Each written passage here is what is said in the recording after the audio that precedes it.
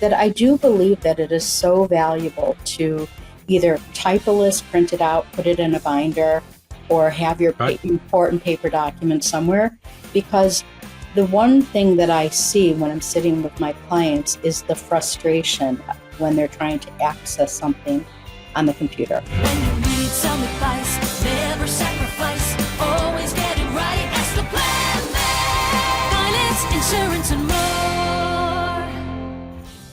Welcome to another episode of Ask the Planman. I'm your host, Bruce Weinstein, and as you know, I believe everybody should be proactive in life and have a plan in many aspects of their lives: a financial plan, a retirement plan, college plan, an exit plan, estate plan. And joining me today is a friend of mine, Jennifer Rosen, down here in Delray Beach, Florida with me. She's very active in the community here, and she has a business called Mind Your Nest.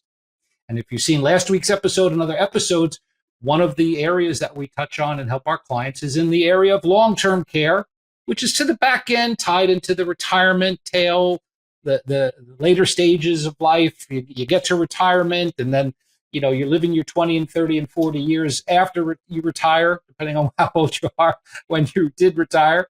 And then there's the distribution of your assets and the estate planning side. But as they say, you're born and you die, and then there's the dash, right, on your tombstone. So, this is another thing that's in the dash, is like, we got to take care of the back end. And so Jennifer's joining me. I had the pleasure of being on her show not that long ago. And I said, you got to come on. We got to talk about Mind Your Nest. So Jennifer, welcome to Ask the Planman. Let's just start out. Explain to everybody, what is Mind Your Nest? What exactly is that you do? Well, hi, Bruce. Thank you so much for having me. Hi, Jen. So I'm just going to give a quick look into where the name of the business came from, Mind Your Nest, and the name of my podcast is Mind Your Nest. And it came from just a feeling growing up where my family would sit around and talk at the table about minding our business, minding our matters, taking care of things. I think coming from a family, my dad was an accountant and a businessman. He was in the business of helping people plan, for a plethora of things, not just accounting. And that I really took it seriously.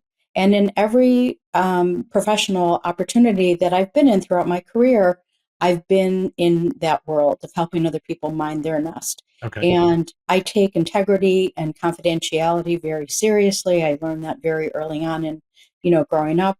And I knew at some point that I really wanted to start my own business. And I left the corporate world a little over a year and a half ago here in Delray Beach and decided, why not?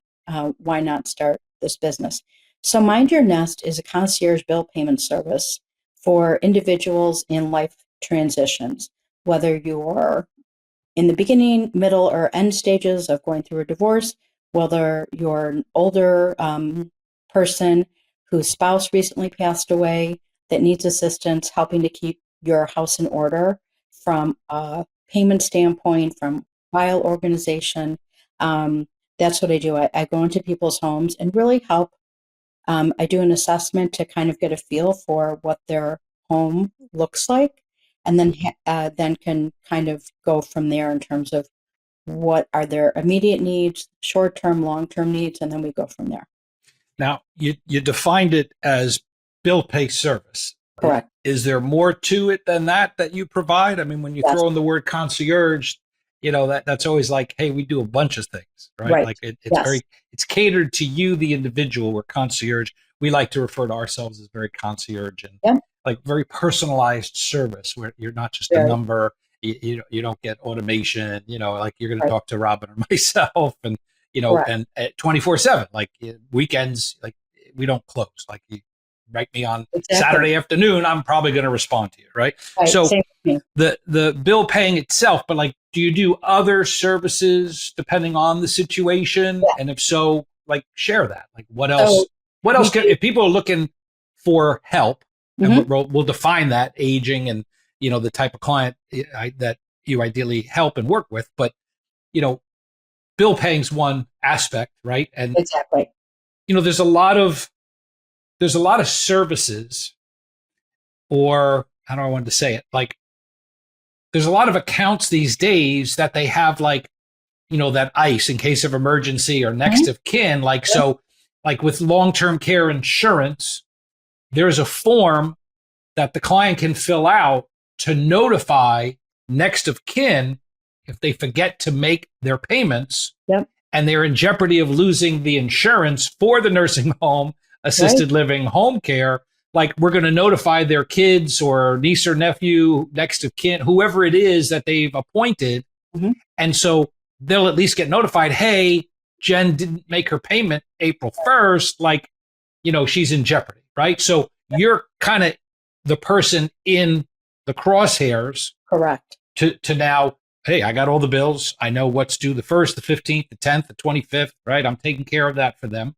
Yeah. But depending on how old they are, they need other help, right? Like and I'm not saying you're changing their bedpan help, but that's not what you do. But so what else might you offer outside of just the bill? So we do bill payment management, file organization, medical billing advocacy, looking at bills that come in, matching them to EOBs, making sure that they're not overcharged for things that they might not have had the services for, mail reviewing and sorting, and tax document organization, which is now, a lot of people that have not filed their returns. A lot of 2024 tax statements are still coming in, making sure that they are put either in a email file folder or a real file folder, to try to organize all the tax documentation in one place.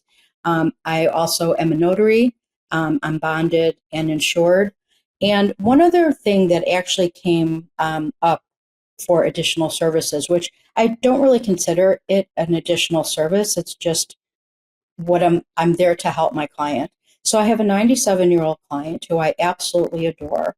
And she recently was unable to continue driving.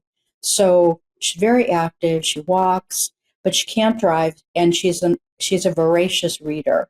So I said to her, and she doesn't like me to spend a minute when I'm not in her home working with her, helping her at all. She wants me, when I leave, to go enjoy my life. And I said to her, I completely understand that. I said, but I'm happy to do these things for you because I know how much joy it brings to you, and I'm not going out of the way. So it's a pleasure doing that. And she really wants to be on the computer with me. So right from the start, I do not take any of my clients' personal information and work on it at home. I go to my clients' homes and I work with them there on their computer with their logins. I never bring my work home with me when it comes to accessing anything. The only thing that I really do at home is, follow-ups, organization on my end, to make sure that I'm ready for the next visit with them. And in between that, anything from automating some of her payments, changing her billing to electronic, so that we're getting rid of paper mail. She goes back up north to Buffalo next month. So, and she has a woman up there that has helped her. So we kind of tag team off of each other. And so it's really unnecessary for her to get all this mail. So, we've gone into various platforms for all of her services just to make sure that everything is online. So she gets everything in her inbox. And I also help with cleaning out the inbox, the flagged emails. I mean, some of my clients have thousands of emails, and a majority of them are spam, which for some older adults, I find that it gets very difficult to differentiate between a valid email and then, fraud. So I go through and a lot of phishing get the elderly because they just don't know. Oh, I didn't pay that bill. Like I get these, they show my spam email all the time. I get like 5 or 6 a day from something that's labeled Robin. I know. From Robin Weinstein. Yep. And it's like, it's Norton antivirus this, and it's we paid that. Like, and I'm like, I know it's not coming from her, but it's in my spam. It gets flagged, but it has her name on it. So if that was her parent who's 85 and they see an email from Robin, they're going to open it. They're going to, oh, my daughter's writing me. And, and all of a sudden, all the spyware crap's coming on their computer. Something that's really a simple reminder, but a lot of people don't do this, is when you do look at that email, look at the email extension that it's coming from. And let's say you're getting an Amazon email. Amazon doesn't email you. They don't email you that, proactively. So if you look at that email and look at who the sender is, then sometimes it's easier to identify that is in fact spam. However, clients, whether you're older or not, believe that it is real and don't want to either be in arrears, be in debt to anybody, think, that they do have to take action on it. And so that's what I do. I help them go through and identify what they have to pay attention to and what they don't. The other thing that I do is I help them with their phone and kind of cleaning up or refining their contact list. For example, what I do in my phone is I have ICE dash, both my kids' names, so that, and then there's a star you can put in an iPhone so that you're adding them to your emergency contact. So if, God forbid, something happens, then you know who to call, who the family members are and whatnot. A lot of older people or younger just have people in their contact list by the first name. Like, let's say they'll have Jen and they'll have my phone number and nothing else. So I also think it's important to have first and last names.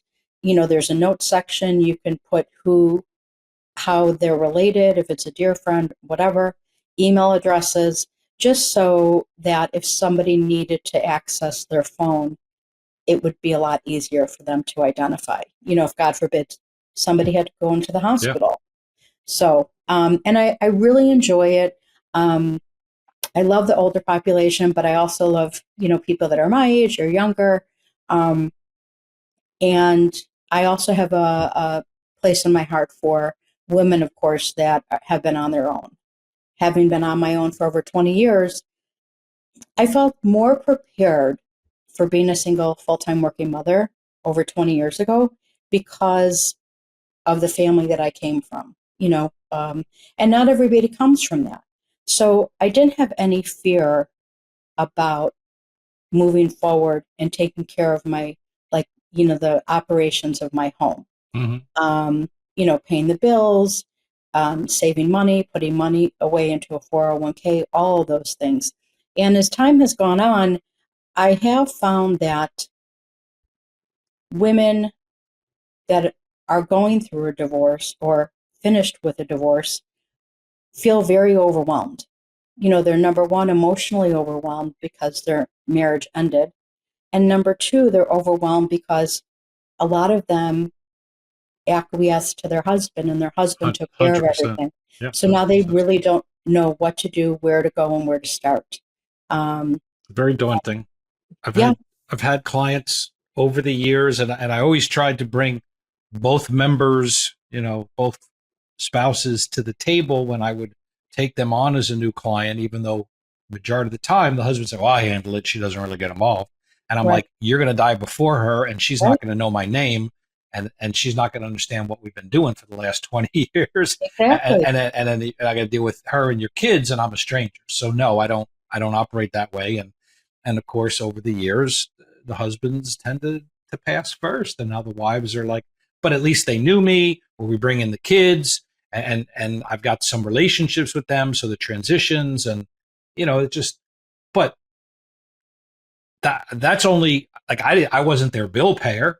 I was their financial advisor. So the money's in the market. There's IRAs, there's distributions, there's portfolio management and rebalancing and distributions, right? So, there's all those nuances and then tied on the back end. So in that regard, how much overlay, do you look at their brokerage statements? Do you help, make sure they do other things tied to, let's say, an RMD, which is their required minimum distributions? Are you in tune to that kind of stuff as well? Say, hey, Margaret, it's almost year end.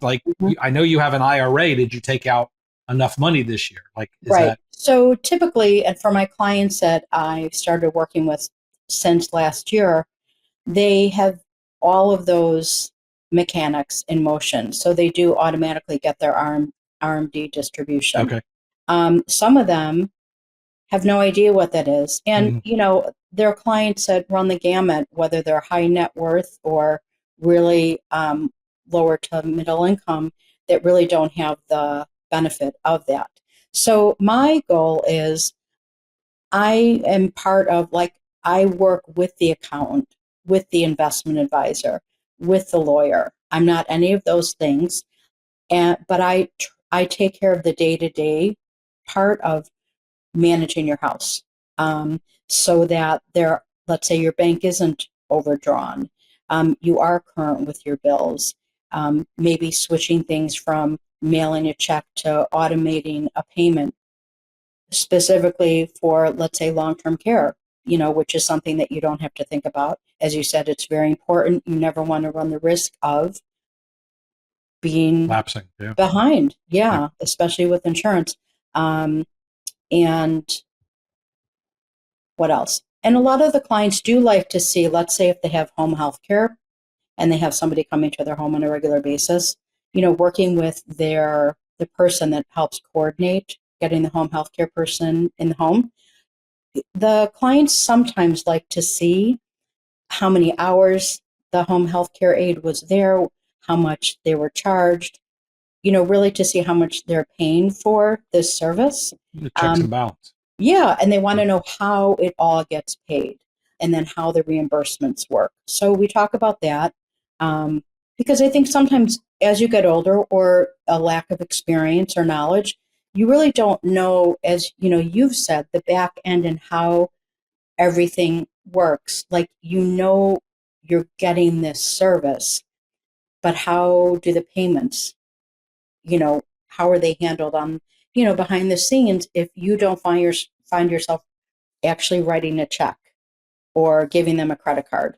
It's the money's coming from somewhere, and sometimes it's I have to give a reminder a couple of times to say, you have a long-term care policy, and it all gets taken care of in that way. So because they don't, like I said, they don't see an exchange of cash or anything like Right. that. They think it's like, I mean, not really, but like the tooth fairy came. Yeah. Well, you get to a certain point in life, you're not as in tune to the fine details, right? Yeah, So it's kind of like, exactly. oh, what was that? Like, they just don't Right. care, or they're just... Well, So and the other thing too is that some of the older women um, have been set up in a really comfortable situation, so that they really don't have to look into taking out a policy, because those policies have already been taken out on their behalf. Mhm. But then there are other people that, they say, uh, what's that term, about planning? Not having a plan is not a plan. Oh, And some fail, people, if you fail to plan, you plan on failing. right, something like that. Yeah. Yeah. But then there are other people that don't have, they came from a different area, and their situation was much different. And so they might not have the benefit of a long-term care policy, or any other policies that would help benefit them as they start, either their mental acuity starts declining, or Mhm. their health starts declining. And, as that's where they really need to have those plans in place already. Um, you know, What would you say, if there is a ratio between the people you've been working with, mhm. that they're just like single on their own, like no kids, and then what the dynamic would be like dealing with those with kids, because So, who are you accountable at the end of the day? Are the kids up your behind looking for reports? And I'm not saying they're snooping as much as, like, maybe they're the ones who are hiring you. Like, my mom needs help and I live up in the Northeast, or I'm in Chicago, and I'm not down there and I can't see what's going on. And it I'm just going to backtrack a little bit. In the space of the elder care universe, you mentioned earlier about home healthcare workers.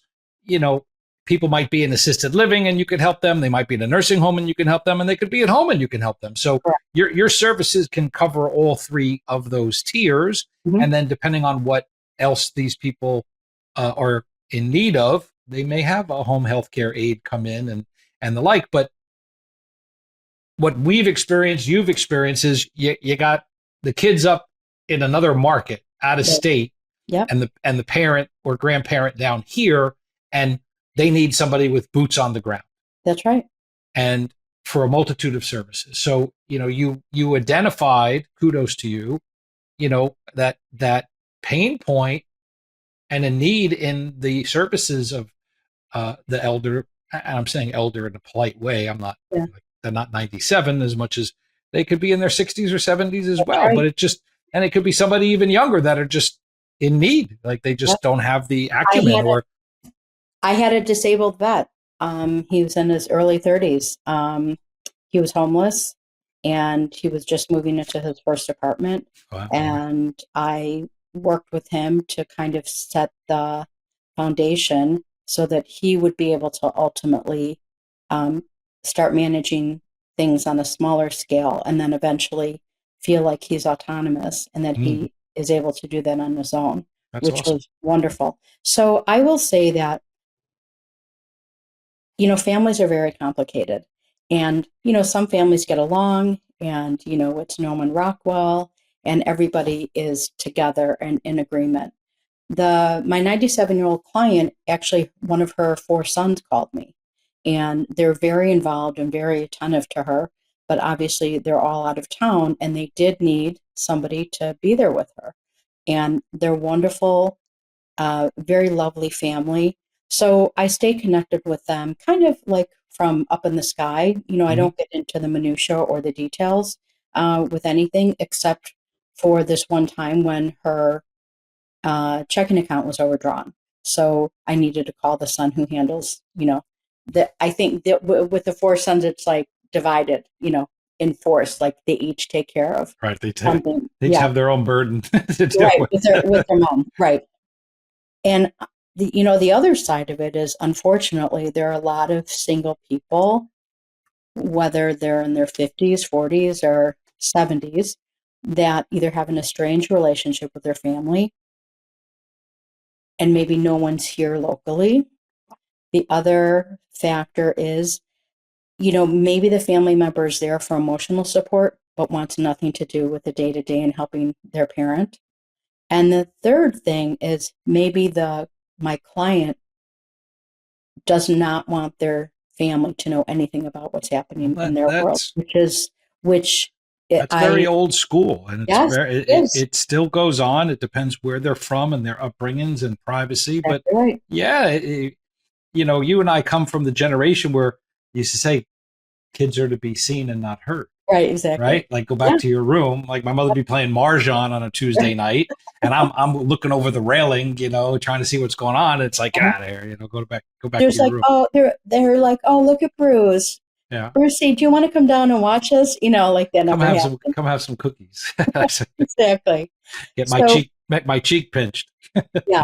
So, but it does run the gamut. And, as I said, I've definitely found it can go in so many different areas, specifically since I moved here to Florida, because, number one, there are a lot of people, this is like a melting pot. I'm from Chicago. I'm not original Floridian. A lot of people come from different parts of the country, different parts of different countries. And like you said, some of them have learned or not learned about taking care of themselves. Yeah. And there's no judgment whatsoever, because I do think that whether you're an older person or you're our age or younger and you don't know what to do, you weren't taught this, you didn't learn it in the home, maybe you didn't really pay attention when you were working. And I think when it gets to the point where I start working with them, I do feel that there's something inside of them, for those that have never paid attention, that there's a little bit of shame in there. Yeah. Because of the age that they are. And, they feel like they shoulda, it's like shoulda, coulda, woulda. And there's no shame. There's no acknowledgement of that shame. It's just, I understand. I'm going to help you. Here's the plan. We're going to do this first, and then this first, and then that, and go from there. And sometimes you can see the relief Yeah. in the other person when you do say, I understand. I was young once. I mean, the money came in and the money went out just as fast, when I had part-time jobs. Well, And so, we take for granted the perception of what we know, right? and we just assume everybody else knows. Exactly. Like you and I watched Magilla Gorilla Right. as kids, Yeah. right? And the banana splits. Right. Okay, so we chuckle because we're from the 60s and the 70s, but then half the people listening to this are going, what the heck is that? Exactly. Right? Yeah. So if you make a Magilla Gorilla reference, people aren't going to know what you're talking about. And so it's the same thing. Like you just assume like, oh, you know what a checkbook is. And, Mhm. but you talk to kids today, like they don't know how to write a check. Right. I've been to the point, they don't know how to mail a letter. They I don't know know. where to put the stamp. They I don't know know. how to address an envelope because everything's email, everything's automated, everything is online bill pay. And those basic skills are not being taught No. in areas that are still in need. It's not like the post office is obsolete now and like the horse and buggy. I was just at the post office and I bought a book of stamps because I'm old school. You brought up a really terrific point about technology. And I utilize technology. You use technology. It's kind of a necessary evil to stay connected to a potential community, right. people, whatever. I do find that, especially with the robustness of technology and all the updates and apps, and, it is overwhelming. And I believe that it is unfair to ask an older person whose mental acuity is declining to keep up with technology. I think that is so unfair because um, they did come from a different time. They were writing checks. I have a pad of paper and a pen I take with my clients. I still take notes. And right, exactly. And I mean, Robin scans stuff in and saves it, and then it gets shredded. But no, I'm old school. I got my 3-ring binders with all the client exactly. notes and information, and That's right. I'm like, I don't want to let it go. Right. And well, the other thing too is, think about how many natural disasters that have been happening, over the past year or 6 months. And once you have no access to technology, or God forbid you don't have access to Wi-Fi, well, then those papers become so much more valuable. They really are. Whether you're writing down your passwords, whether you're writing down contacts, emergency contacts, people that are part of your life that you may or may not need to get in touch with, that I do believe that it is so valuable to either type a list, print it out, put it in a binder, or have your important paper documents somewhere. Because the one thing that I see when I'm sitting with my clients is the frustration when they're trying to access something on the computer. One of the things that we did over the years with the financial planning clients was they had their plan, and then there were sections in there for accountant, attorney. There'd be an instruction sheet. I mean, these are things we would encourage that they would have, and then maybe a second set of some of that information if they had 2 kids, so that each kid had a copy or had access to a copy. Like, there's something I've said for years, all things end badly, otherwise they wouldn't end. So the normality of somebody's life and the execution of those basic requirements and daily needs usually is going to end abruptly. They're going to fall, they're going to get hurt, they're going to have a stroke, their physical capacity is going to diminish, and it's going to usually, I would say, more times than not, come unexpectedly. And so now we're in crisis and panic mode. And so all I've tried to do over the years and tied to the show is be proactive. What do I need to have? who needs to know it, how do they have access to it. Like, here's the key to the safe deposit box. You'll find what you need there. I've left instructions, or you have power of attorney. But all of these nuances, your work as well, you can only do certain things without legal authorization, right? So then you need to have power of attorney to do the banking on their behalf, or go make a deposit or a withdrawal or move. So whether it's their own kid or a third party like you, there's still legalities that have to be met. Oh, for Because sure. the bank's not going to talk to the child without power of attorney, let alone a stranger, right? Your name's not even matching Right. the 97-year-old. I will say that somebody recently asked if I would be a power of attorney for a client of mine who's in the beginning stages of dementia. No kids, no family, two brothers. One's 85, one's 89, and the 89-year-old has financial power of attorney. I don't believe she has an advance directive, a living will, any of those important documents. And now that she's in the beginning stages, it's only going to, continue to slope. That gets very difficult, to try to piece things together. And that's why I just think, it doesn't take a lot of time to be prepared. It takes longer when you need it, in a second. When you're in crisis mode, you lose certain opportunities. That's right. Yep. That you can't go back now and fix. And not that we don't need to, list, the litany of that, but right. The whole point of being proactive and having the plan is to think through different scenarios, and having, turn to page 7 if it's this, and turn to page 15 if it's that. But, we're approaching 90 episodes in our 4th year, and it's just plethora of information for people that they can come find. Like, I've got episodes with 4 different estate planning attorneys on 4 very distinctive different areas of estate planning. So when you say, "Oh, I've done it," have you? Do you really have what you need, or do you think you have what you need? Or, "Oh, I have long-term care." And it's like, well, it was disability. It wasn't long-term care. Like, they didn't realize that there's 2 different types of plan. Like, "Oh, I had disability. I thought that was nursing home." No, where they think they have Medicare, and Medicare is going to pay for it. No, it's not. Like, they don't understand.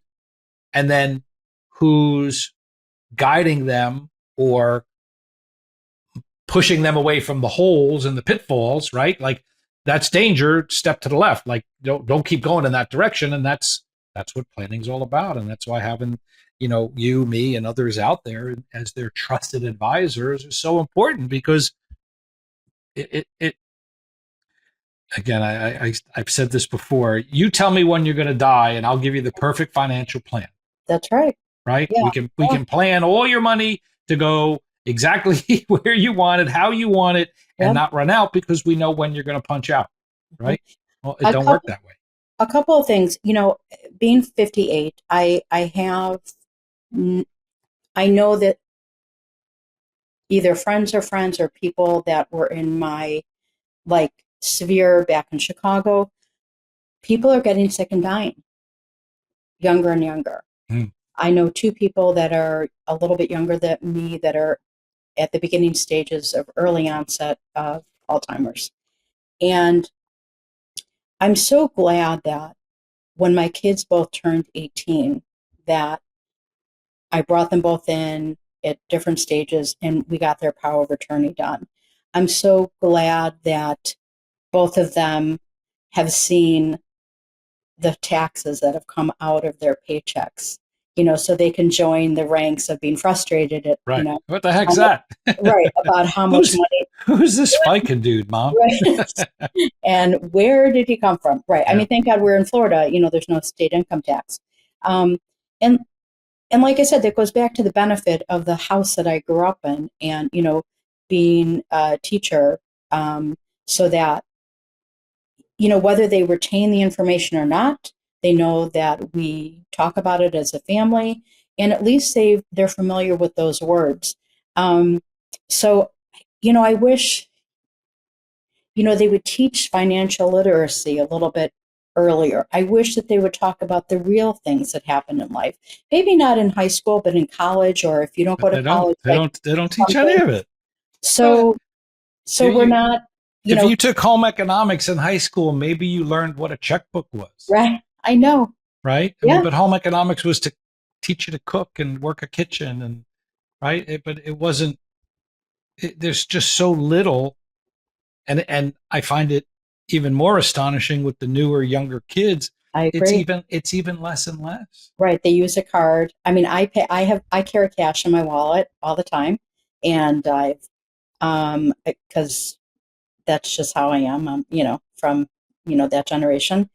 And yeah, I find that younger people, they want to pay with their stupid phone, or they want to pay with their finger. Like, I would never do any of that. I will pay in pennies before I pay like that, because I do have some hesitation with technology, Yeah. especially with all the fraud going on. I'd much rather be transactional, and exchange cash for a receipt for certain things. There's so much in our space in the insurance world where everybody wants to be putting the client on auto draft. Right. And there's a streamline for it, and it makes sure that the so-called insurance companies get their money. But less and less are allowing the client to opt out, where they can mail in, or like, when you have bill pay, I can set up and take all that information, set up my own bill pay, and have my account send out the payments, right? I control it. Nobody's coming into my account. Now they can, and they have reconfigured and rewired back into people's accounts over the years. That's a separate story, because criminals are criminals. But there's so much demand and requirement for in the insurance worlds, Medicare, life insurance. Like, if you don't follow that protocol, they charge you more. They have surcharges. Like, you say, we can bill you quarterly, or we can do a monthly draft. And you look at the monthly price and the quarterly price, and they should be similar or even discounted. And the quarterly price is more when the monthly used to be more, because they want auto draft. They want the monthly to be a bank draft, and they know it's coming through. It's not looking for the mailroom. It's not, we got to find your check. Like, they're surcharging you for that so-called lack of convenience, right? Because now it's their inconvenience. Right. And I, number one, I would call it like another tax. And number two, there are a lot of very wealthy people in this world, but not everybody is wealthy, and not everybody can afford to pay a policy in full, and being able to break it into 12 monthly payments. Sure. For the majority of people living in our country. I get my Social Security check and I chop it up, right? That's right. It's all I'm limited to what I have. But yeah. But to your point of security, where I was coming from, is there's so many places that want access I'm going back to you being the cash pay, where you say, like, your lack of trust with technology, and I'll let's say counsel somebody when there are enrollment choices, and I say, look, you could do a bank draft, you could do a credit card, you could do, like, if there's no surcharges, I encourage them taking the options that avoid somebody tapping their account as much as possible. I'm like, look, it's your choice, Jennifer, if that's what you want, but I will do as much pushing from my account out versus letting them come in, because it only takes the one breach and my account's getting cleaned out. And now you're dealing with elderly people or more senior people, and they're set up with all this stuff. Now, I don't know about you, but like literally every day I check my bank account, my business account, my personal account. I check my credit cards. Like, I'm always monitoring the activities, because the sooner I find out something's amiss is the first moment I could try and get it resolved. And, if my payment didn't get processed, or a commission didn't get deposited, like, where's my money, or where's that payment, or what is this payment, right? Like, or you get like double charged for so, it's just paying attention. And it's part of my routine. And so now, in essence, mind your nest, you're taking on that Yeah. routine Right. where you're checking for your clientele. Pay attention, listeners out there, like who's monitoring the flow, who's Yeah. monitoring the bank accounts and the credit cards and the bills to make sure somebody, nefarious, is that the right word? Nefarious? Yeah. Something is happening. Some tribal chief is sending that email, and you're Right. all of a sudden they're sending $10,000 and the banking That's right. information. And you're on And your way to Walgreens, maybe getting gift cards because you think somebody's delivering a car to yeah, you. One other thing I wanted to mention, since we're talking about this, is, and I've talked with my kids about it, is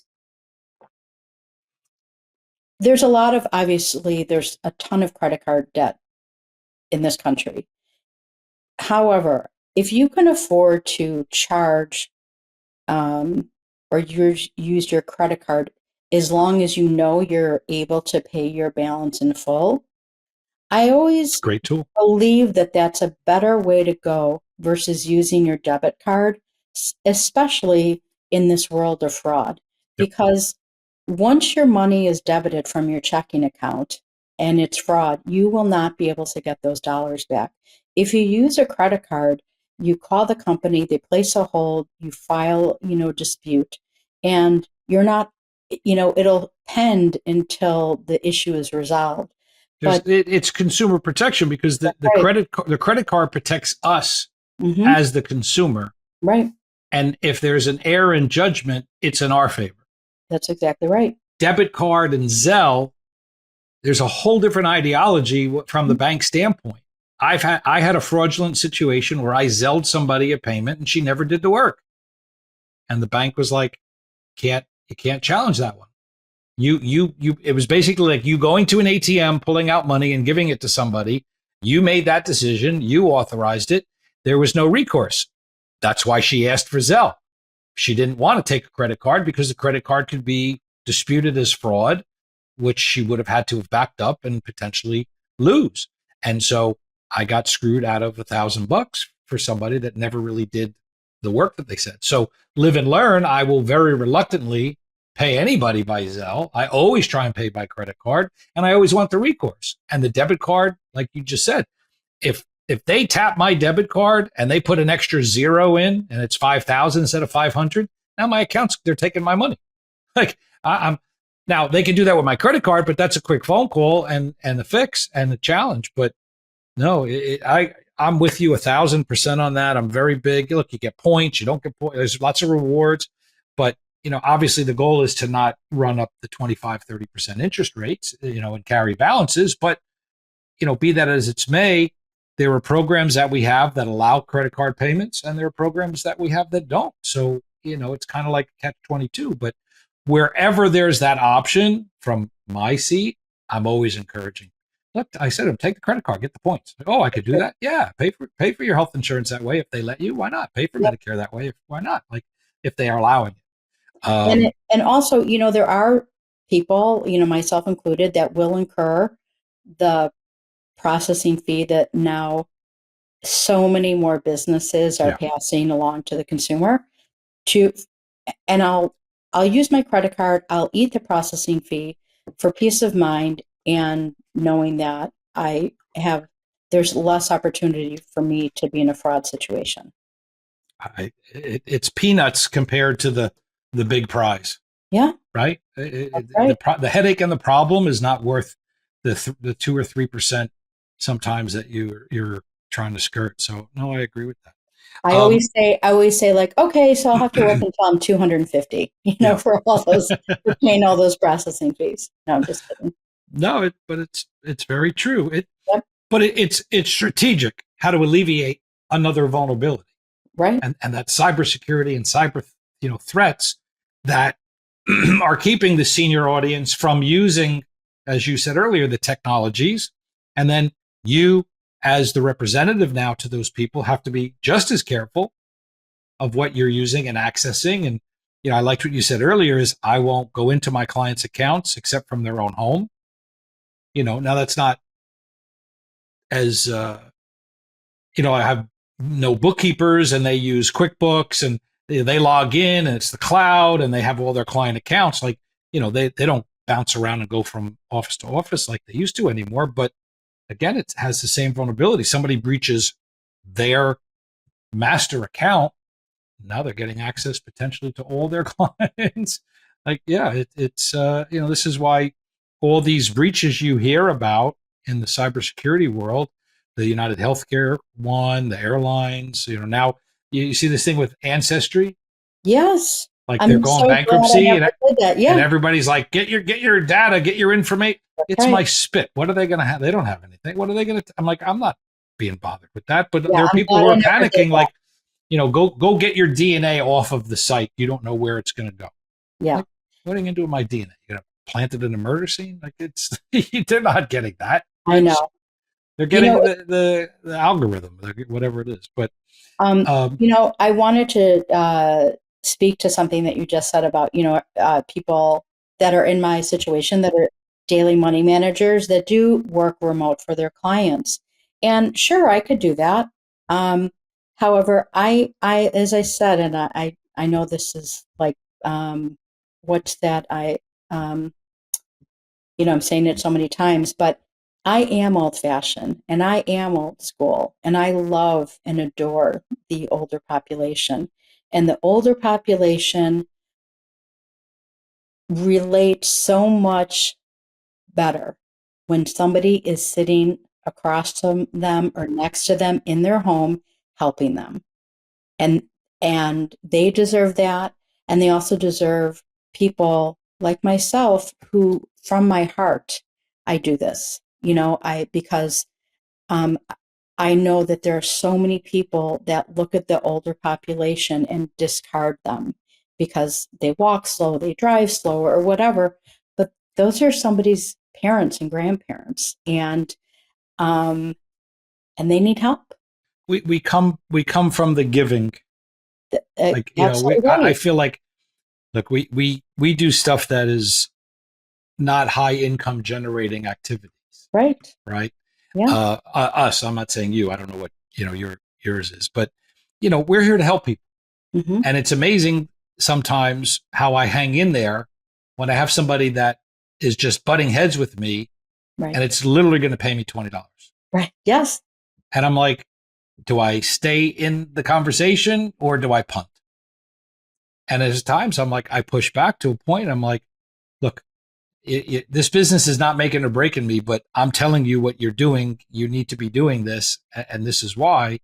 And like, you just get to the point. But I pay it forward, and I want to help people regardless of what the compensation is, because I know it's going to influence and have help with them. We had that experience today. This lady was like, "Oh, I'll just wait till I find a new job before I get health insurance. I'm not going to, was going to go on the ACA again." And there was issues with the costs and how she's going to pay for it. And we're back and forth. And the easy answer for her was to forget it because it was becoming overwhelming. We were talking numbers.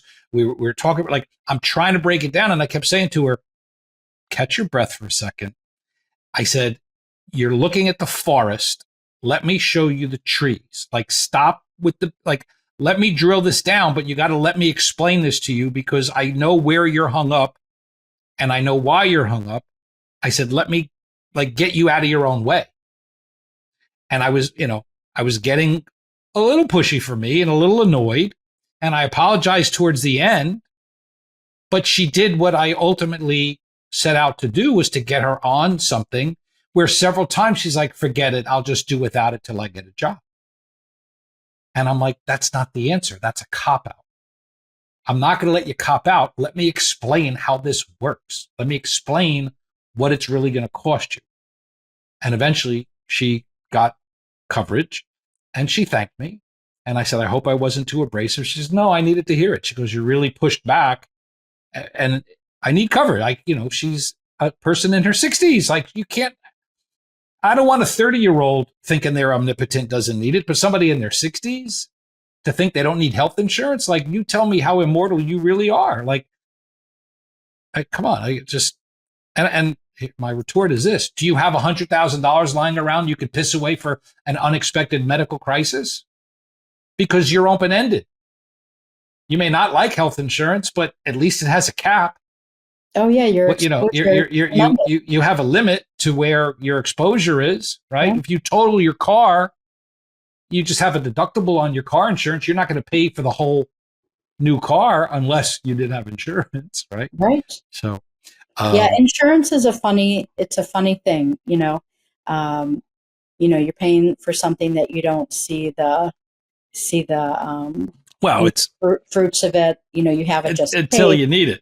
And so I Exactly. Yeah. always say, like, I don't like paying for it, but I like what it does for me. Well, it's like, yeah, Exactly. it's, but you got to Yeah. have it.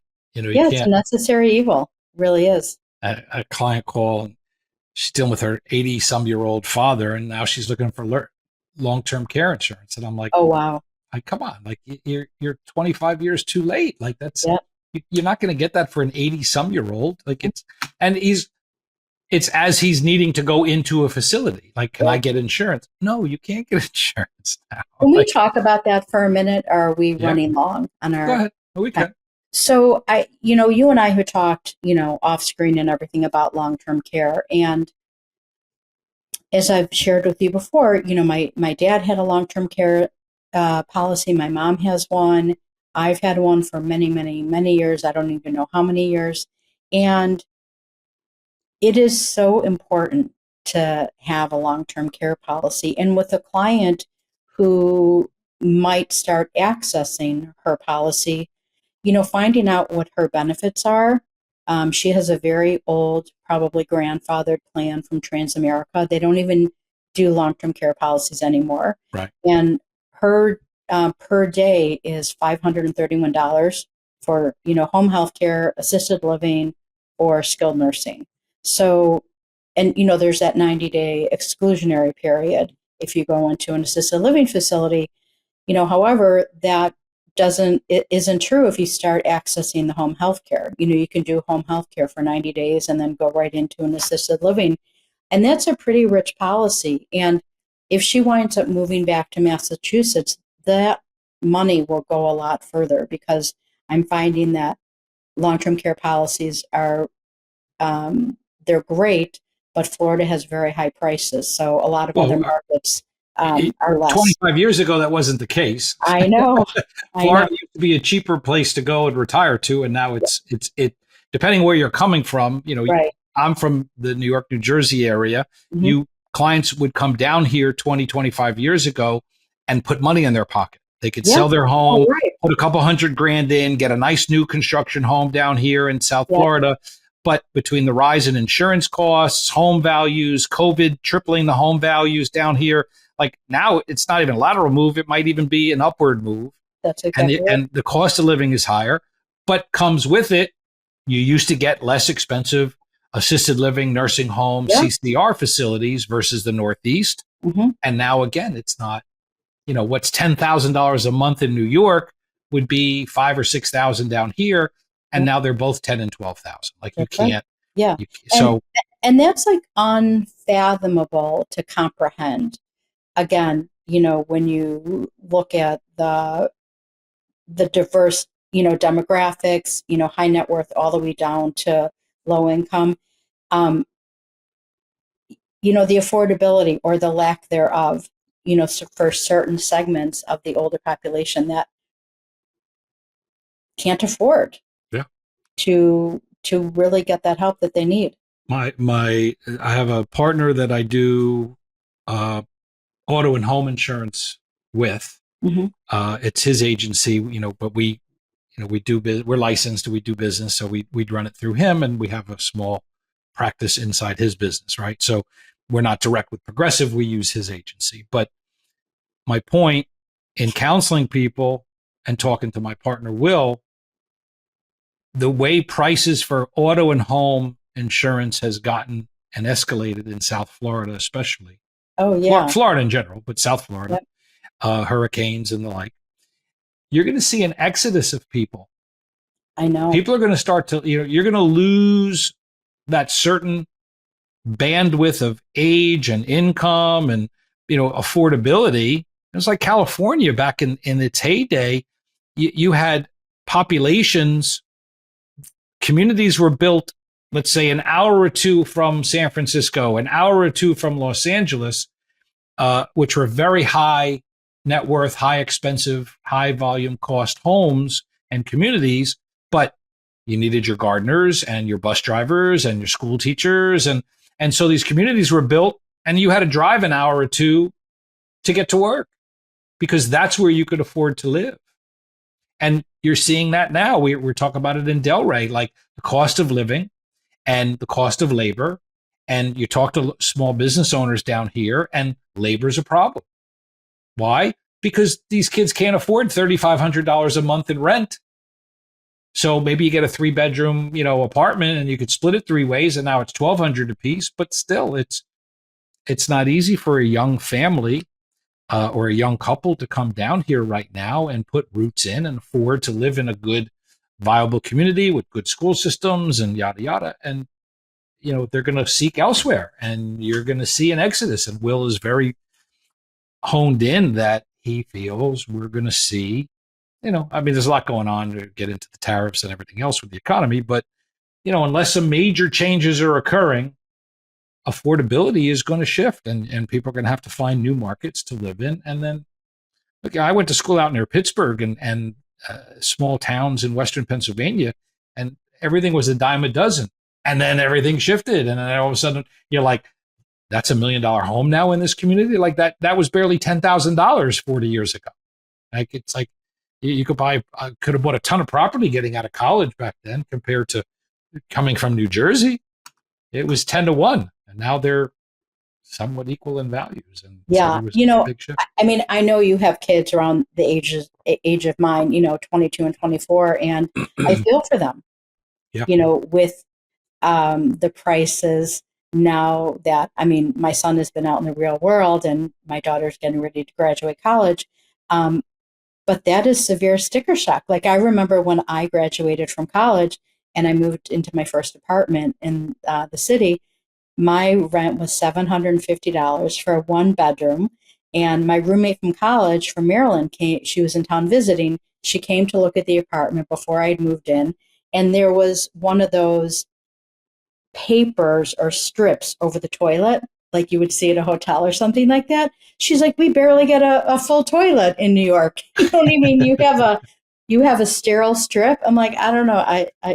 Yeah, I do. I have a sterile strip or whatever. But, times are much different. I've always said that I feel so grateful that I was born and raised in the time that I was. Yeah. And my kids are going to have it a little tougher. No, I think the next generation, the younger kids, the millennials and whatever is after them, it's going to be a different time, a different environment. And yeah. More things change, the more they stay the same. But then again, they know things you and I have no clue about. and I don't think number one, I'd want to know. Right. And number two, right. I would say I'm so glad my kids know how to do laundry. They learned many years ago to do it on their own, and they both know how to cook. So, those are 2 very important skills to help with your budget. 100%. All right. So how do you work outside of the South Florida market? That's yes. one leading question. So you can work outside the market. Mm-hmm. So anybody listening to this, you don't necessarily have to be in the SoFlo, South Florida market. So how can people reach you at Mind Your Nest? What's the best way for somebody who they'd like to talk to you, maybe have a consult or learn a little bit more about how you can help them, maybe an elderly parent of or their own situation? So what's the best way? So I love a good phone call. I think that's the best way to really have a conversation and find out what they're looking for, let them know a little bit about me. And then I really love scheduling a visit. I do a 1-hour free consultation. I think getting together personally and seeing each other and getting a better understanding of what kind of help they're looking for. And then also maybe they don't even know what they're looking for. Yeah. So having those conversations. So my phone number is 847-421-2560. And you could also reach me at my email address, which is Jennifer@mindyournest, JENNIFER @MINDYOUR nest.com. And you can always check out my website, which is mindyournest.com. Beautiful. No, it's great service. I'm thrilled to to learn about it and have you on so people understand. And again, what we're trying to do is what? To be proactive. And look, there's tools and services and there's people out there. And, you and I know Mark, and Mark does the home watching. Yeah. When people travel, so he's got his business where he comes in and helps take care of and keeps an eyes on the ground, as when people are snowbirding out of the area or traveling for a prolonged period of time. So, these are little niche businesses, folks, that are out there. There's tools and services. So, if you're looking for help like that, or you have a parent or a family member or yourself is getting in a capacity where you feel like you might need some help or a second set of eyes and hands on this, well, please come check out Mind Your Nest and consider talking to Jennifer. And if you didn't catch the phone numbers, we'll put it in the show notes when the podcast drops. This is a live, so I won't have that capacity. We'll add it later. But you can always reach us if need be, and we'll get you in touch with Jennifer. So thank you so much. Any closing thoughts? Anything else we forgot to address? I'm just looking at the clock. I said a half hour, but I never do a half hour. I know, but we could talk for, I don't know, hours possibly. I think the one thing that is important to reiterate is the service. And over the years, I've heard like little chirps about people's perception of service and how they feel that the level of service that they're receiving for either goods or services has been declining. Yeah.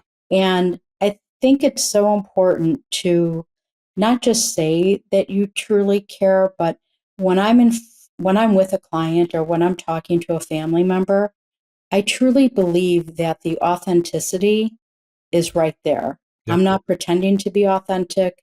You're not pretending to be authentic. We do this for many other reasons, other than obviously, paying our bills. And there is a reason why people love working with certain populations or love working hand in hand with their clients to help. And that could never be overstated. It's trust. At the end of the day, if you demonstrate knowledge, have capacity, have knowledge, you communicate properly, strongly, people understand what you are offering and about, then their defense system comes down. Yep. And it's easier for them to come to our side of the table. And that's our job. I'm a consultant. I'm going to tell you what you need to know. I'm going to put enough information in front of you. I'm going to make sure you're educated, that you understand what you're saying yes to, or which direction you want to go. And I'll tell you the pitfalls on the left. I'll tell you the pitfalls on the right. The pros and the cons, the Ben Franklin sheet like this. Right. If you want this is what's good. You want this is what's bad. If you want these, this is what's like. And guess what? At the end of the day, when you earn that trust, you get clients who are like, if that's what you think's best, like, they don't even want to know what it's about anymore because they know you're on it. Mm-hmm. Or they'll say, and that's the ultimate type of trust and relationship where people are like, I met somebody the other day at an event, and she said, my husband's going to call you, and he called, and he emailed, and I responded, and I was at the Delray Affair working, and it was a Friday, it was the middle of the workday, but I'm like, look, I'm over here, I'm not really at my desk. When can we talk? Like, I was responsive. Mm-hmm. And so we finally got it on the phone yesterday, and I sent them some stuff, and I'm explaining it. And he made a comment of like how thorough, he appreciated the communication. Just all of the stuff, right? Those intangibles that we do, you don't appreciate the other consumer, your customer, your client side of how they're interpreting, how they're envisioning, how they're seeing you as a professional. And so if you're not doing it at a high grade level and you're wondering why your business isn't succeeding or you're not closing deals, you got to look at how you're delivering. That's right. And what you're doing. And that's a big piece of it. And in our business, it's a service business. So when we say concierge, well, what does that mean? Right. Well, it means I got your back. It means I'm going to be there. It means when you call, I'm going to answer. It means you're going to text, I'm going to respond. Like, I'm not going to vet people. Oh, I didn't hear from this guy for 3 weeks. I get clients all the time. Like, my agent never calls me back. Can you take over my auto in my home? Like, I can't get a quote. Now, I know the industry's flooded with everybody looking for quotes and they're understaffed. And, you know, we have our challenges on the timing of things, Yep. but at least communicate, at least Yep. respond. Say, Jennifer, you know what? I know you asked for that information. I haven't gotten it back yet. I'm working on my people to get it to you. Right. But at least I'm not leaving you with crickets and dead silence. That's right. And more importantly, you don't have to pester me. Yep. I'm proactive to keep you in the loop Mm-hmm. so that you don't have to keep wondering, where'd this guy go? Yep. Is that concierge? To me, it is. I think so too. It's just delivering. It's walking the walk and talking the talk. And it's like, you know, I have clients that apologize for texting or calling and asking for something. Like, that's what I'm here for. Right. You have to apologize. He's dealing with something. His son is this and that. And he's asking me, you know, his wife's at the doctor and, you know, it wasn't getting approved. Like, whatever it was, he's like, and he's apologizing. I'm like, don't apologize. Like, we're on it. Like, what do you need? And then we're calling the doctor's office. His wife's sitting in the lobby. They couldn't figure out, you know, what her plan was and her coverages. And so she's sitting there with the cards. Like, is she, all right, hold on, we're going to call her. Like, and so, boom, Robin called. And then we got it on with the carrier. We gave the front desk what they need. Like, we got it figured out. Mm-hmm. So the client's not sitting there or walking out or like, so to me, that's concierge. That's just stepping in. It's not like, not my job. I can't help you. You're on your own. Don't answer the phone. Don't respond to the like, you'll be out of business real fast. Yeah. Well, we're providing an added value in what we do. And that's really important to people when you're and working. Once you demonstrate it, that's where the business grows. Oh, yeah. The referability, right? Mm-hmm. Like how many you do right for your client. Look, I always say reputation management. You may never refer me. Right. And that's okay. Mm-hmm. But I don't want you bad-mouthing me in the marketplace because I didn't do something. Yep. Right? So I can't control being referred, but I can control blowing things up where now my reputation is damaged. That's a death sentence. You're in big trouble. What do you think Yelp and the Google reviews are so important? Like people want to see the good and the bad. Mm-hmm. Right? I agree. So it's all we can do that's why we had you on the show, so we can help promote you and the lovely services that you do. So, all right, I'm going to wrap us up. Okay. Thank you so much. Hopefully people got some value out of today. If you need to speak with Jennifer, reach out to me. Throw me the phone number one more time. 847-421-2560. Thank you so much. So everybody, there's another episode of Ask the Planman where we want you to be proactive. We're going to bring you information every other week on our show. Please like, share, subscribe, take this episode, share it with somebody, tag them in. If you're watching the Facebook and LinkedIn Live and it's like, oh, my friend needs that, my mother needs that, my aunt and uncle need that, whoever it is, think of Jennifer, reach out to us, we'll get you in touch. And as always, when you need some advice, always get it right. Come ask the Planman. I'm your host, Bruce Weinstein. Until next time, stay proactive, stay healthy. Jennifer, thanks for joining us today. Take care. Thank you. We'll see you next time, everybody. When you need some advice, never sacrifice, always get it right. Ask the Planman. Finance, insurance, and more.